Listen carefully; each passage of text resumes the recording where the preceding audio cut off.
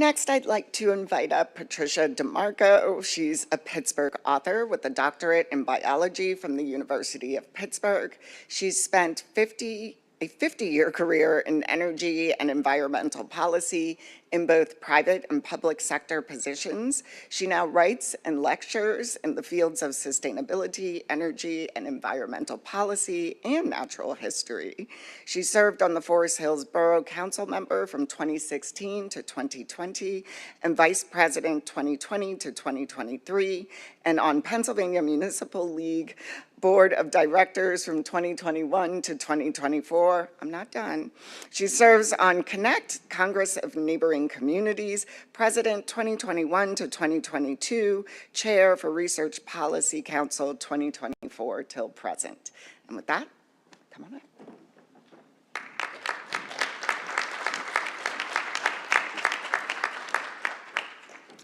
Thank you, everybody. It's so great to see all of you here this afternoon. I have to give a shout out to my friend John Stoltz, because if you recall, in 2010, we did a conference under the Rachel Carson Legacy Conference Series, Challenging Marcellus Shale, and we talked about problems and solutions at that time. I'm really happy to have a chance to come speak to you today about a project that I did with my colleague Doug Shields, where we went to a number of communities in 2018. I think we visited 35 communities, advocating for a change in zoning regulations, and I want to talk to you about that today. The small towns of America are on the front line. We're the last line of defense for our citizens, for what goes on.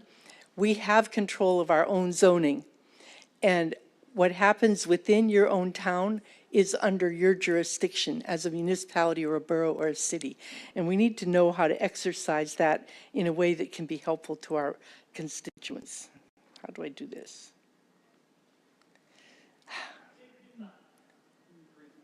Oh. Which one? This one? Ha. Okay, so first of all, I'm not a lawyer, and I don't want to take any of this as legal advice, but we did adopt a zoning ordinance in 2019 to limit fracking in our borough.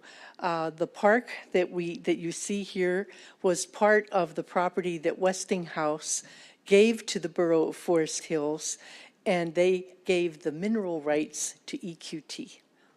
So our major park, we own the surface, they own the mineral rights. So really, the biggest thing that concerns us all is that fracking, as atrocious as we've been hearing all day, it enjoys all of these exemptions from the laws that are designed to protect the public and protect workers' health and safety. The Energy Policy Act of 2005, that loophole still stands in the law to this day. And it basically takes away the teeth from all of the major environmental regulations that have been passed to date. And it's difficult because the Department of Energy and the EPA and the Department of Interior all have conflicting jurisdictions over some of these regulations. So even with the exemptions, there are arguments about who has final say over what can and cannot happen. And your average, municipality does not have the wherewithal to sort through all of these complexities, and the industry uses that to their advantage. So the one thing we have to stand on so far is Article 1, Section 27 of the Pennsylvania Constitution. We are one of 7 states in the country that have an environmental rights protection in our Constitution, and under this, everybody who takes an oath of office, has to defend our Constitution. This article has been our savior in standing up in court to some of the things that have been done in the name of fracking. So the Oil and Gas Policy Act is the major regulator in the state of Pennsylvania, and it really gives the background. It's a long, very convoluted act, and it includes clean streams, dam safety and encroachment, all kinds of provisions. The governor has been looking at a 10-year strategic economic development. He did a collaboration with CNX Resources to help frame this collaboration for the maximum use of our natural resources and leveraging them for other economic advantages. I'm not sure I'm happy about this because I think leveraging our natural resources is sort of cover talk for as much as you can get out.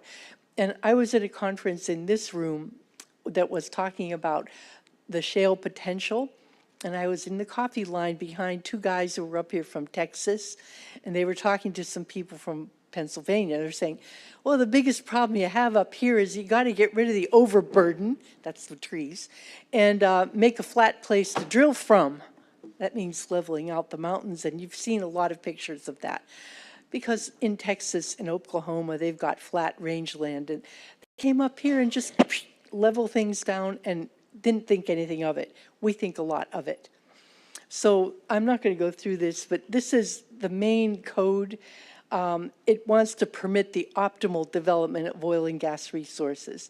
And then secondarily, protect the safety of the personnel and protect the property rights of persons. And then finally, protect the natural resources. This is a regulation that is not honored. In fact, in our experience, all of us, we have seen that the first provision is the one that prevails. And then they passed Act 13 that required that all municipalities have to provide for unconventional gas drilling in their zoning ordinances, and the impact fee is paid out. Well, the Supreme Court challenged that, said some of the provisions were unconstitutional, and they ruled in favor of the industry. And then the Supreme Court in Pennsylvania struck it down as an unconstitutional special law that benefits specific groups or industries, and you're not allowed to do that. So we had a period of time in there when it was really very controversial because one court said one thing, another court said the other thing, and until the Supreme Court ruled, all of this was up in the air. But now, the Environmental Defense Foundation in September 2016 said that all of the proceeds, they could do this as a constitutional right, but all the proceeds had to go to environmental conservation. So that fee is what the municipalities get, and that is one of the reasons so many municipalities welcome and favor fracking, because they saw it as a revenue stream. And they did it as a broad interpretation of the state's environmental rights amendment. It was not a tight ruling. It was not a heavy majority, so it's open to challenge. So under the regulations that were adopted, under Chapter 38, they had 2,800 citizen and industry comments. Many, many, many citizens. We had hearings and hearings. I don't know how many of you participated in those. I think many of us did. And they tried to do improved protections of public resources and lands, and they wanted to strengthen the water supply restoration standards to Safe Drinking Water Act levels or better, and they made up an electronic filing so that there was a more timely tracking of the drilling permits. If you're doing them by paper, they get lost, they take forever, you can't track them, citizens can't get access to them. The electronic filing has helped, and Frac Tracker does track those. So one of the things they provided for was a setback for new wells to be at least 600 feet. Now, we've been hearing all day that anything closer than a mile is likely to be a health hazard. They can't be within 300 feet of an existing building except for pipelines, access roads, and security facilities, and compressor stations must be at least 150 feet from the nearest building or 200 feet from the nearest lot line. These were hotly contested. Most of the citizen activists wanted a 2,500-foot minimum setback from buildings and residential areas. They were not able to get that into the regulation. One of the biggest problems that we have in Pennsylvania is that the mineral rights and the surface rights are not conjoined in our state. So you can be a farmer and own the surface rights, and it can have streams and ponds and forests. It can be a state park, it can be a state forest. But if a company owns the mineral rights under the land, our laws say that they have the right to have access to those mineral resources, whether or not the surface owner agrees. This is huge difficulty. And you end up with the mineral owner having the right, even though they may not own the surface at all, they can enter the property to explore for oil and gas. They can authorize somebody else to come in and grant them an oil or gas lease. They can receive the benefits, so they can get the royalties.